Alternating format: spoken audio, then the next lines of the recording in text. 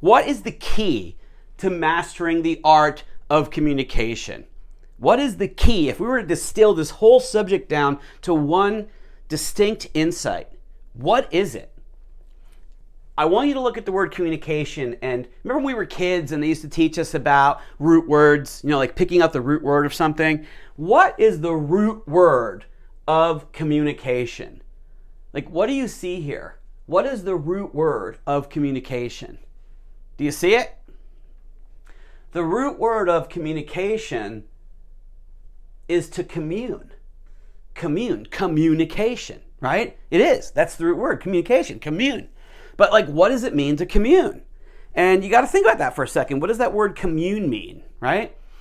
People describe it different ways. If you go to, maybe a traditional sense, where do you hear that word commune? In a traditional sense, you might have heard that word in connection with religion, to commune with God, right? You might hear it in the world of relationships or intimacy, to commune with a partner, or commune with, a deep relationship. So, but what does that word commune mean then? Think about that. I would say that the word commune means come together, or I think a better word for it is the word commune means to connect. To connect, right? So communication, it really is the wrong word for what this is all about. It shouldn't be communication. The word should be connectication. Connectication, because the whole key to communication is connection, right? You got to really think about that. So how can I give you an example about this? I want you to think about this story. I call it the fax machine story, right? And so, nowadays, we do things through email, we do things through Zoom or FaceTime. It's a lot more advanced than it used to be. I'm a creature of the 80s. I grew up in the 80s. And so fax machines were a big deal when they first came out. And so I just want to use this example at the moment. But think about it this way.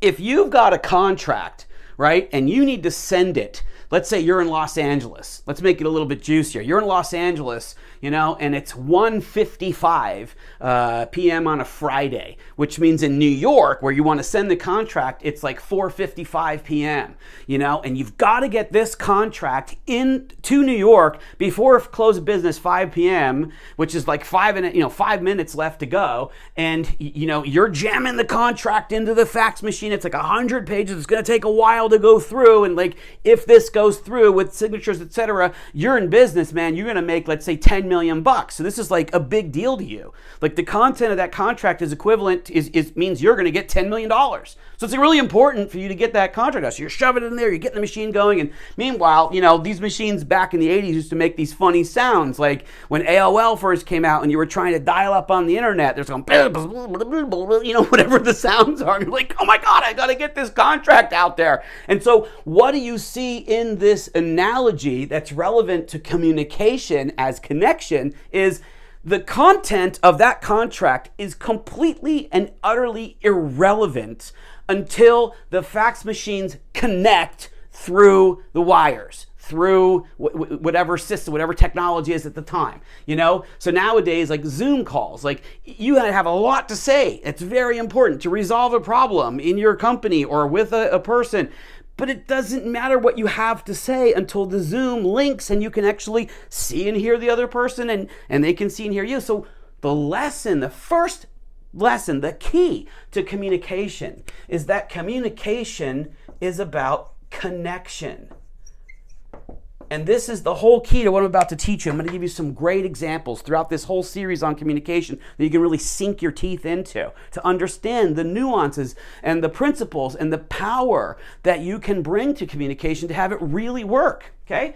The key is that until you have connection, communication is impossible. You cannot deliver the content of the contract through the fax machine until the fax machines connect. Does that make sense?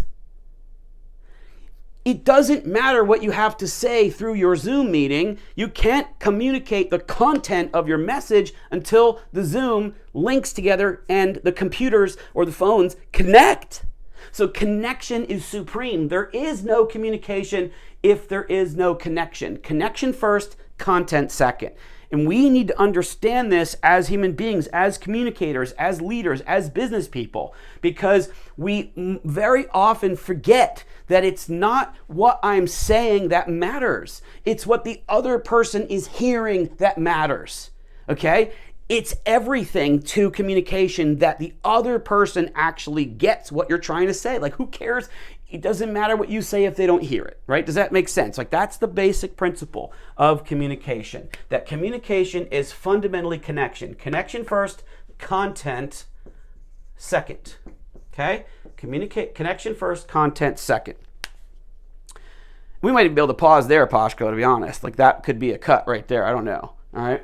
So let's just continue, though. You know what? Actually, I'm going to cut that real quick. Or should I just keep going? I guess I'll just keep going. This is definitely a first cut now. But we could shrink that, right? So let's do this, okay? So what's the issue then? And then what's the lesson? How many minutes are we in right now on this? Do you know? I don't even know when we started. Probably a couple minutes. All right, so that's okay. It's okay. So what's the lesson here then about connection?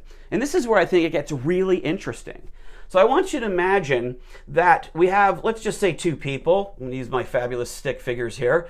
And let's just use an example. It's just a personal example, and I'll give you a brief business example. And I'm going to take these examples and kind of work them through all of the videos in this series so you can really dig into it and understand.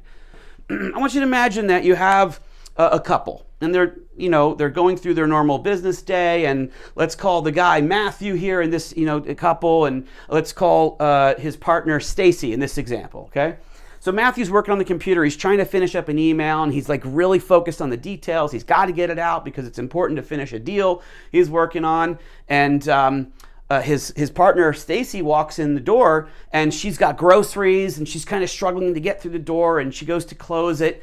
And he's thinking, man, I really should get up and help her, but I got to finish this because if I don't get it done today, it's going to cause a problem. So he's just trying to get the last few words out. He goes, hey, how you doing, hon? And she goes, fine, like that. Or maybe she says, like, okay, in a way that's making him think like, oh, no. And so before he even gets up to go and help her or go to talk to her, and they start their evening and have dinner, and maybe they get in a fight because in his mind he's thinking, well, why is she upset with me? What did I do? I'm trying to finish this email. Like, I always try to get up to help, but like right now I had to. He's got all this stuff going through his head before he even gets over to talk to her. Meanwhile, she did not say what she said because she was upset with him. Turns out the reason her tone was a little off was she was on the phone with her friend just a few minutes ago, and her friend's brother died, and so her friend was upset. Now she's upset, and so what Matt heard in what Stacy was saying wasn't really what she was trying to say, which is, I'm having a tough moment because of my friend.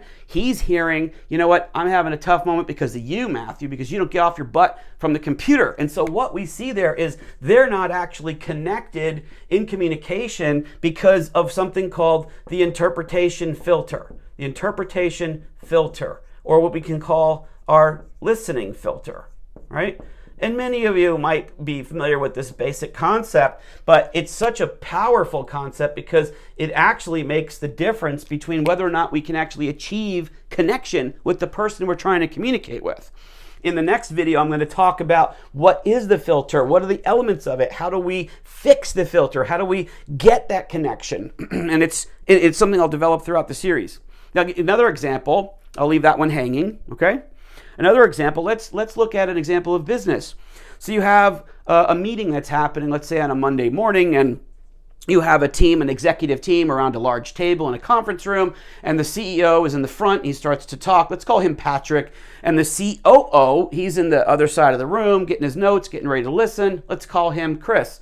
And so Patrick opens up the morning meeting and he thinks, okay, guys, I'm so excited for the next quarter. I have 5 brand new initiatives that we're going to use to propel our company forward. Meanwhile, Chris, the COO, is sitting there, he's got his hands on the table, crunching his hand. He's like grinding his hands. He's thinking, oh my gosh, another 5 initiatives. What about the last 5 initiatives we didn't finish from the last quarter? And so there's this filter that's instantly between between Patrick, the CEO, with his new ideas, and Chris, the COO, who's trying to implement the last set of new ideas. And so before they even start to talk, there's a filter. So when Patrick says, Chris, what do you think about these ideas? Before Chris can even talk, he's limited in his ability to really listen and connect and collaborate and get excited and think clearly and implement and problem solve, because he's annoyed that Patrick's has 5 new ideas when the last 5 ones hadn't even been dealt with. And so what's the point? The point is that communication is not going to go well between Chris and Patrick, because there's no way that they can transfer content ideas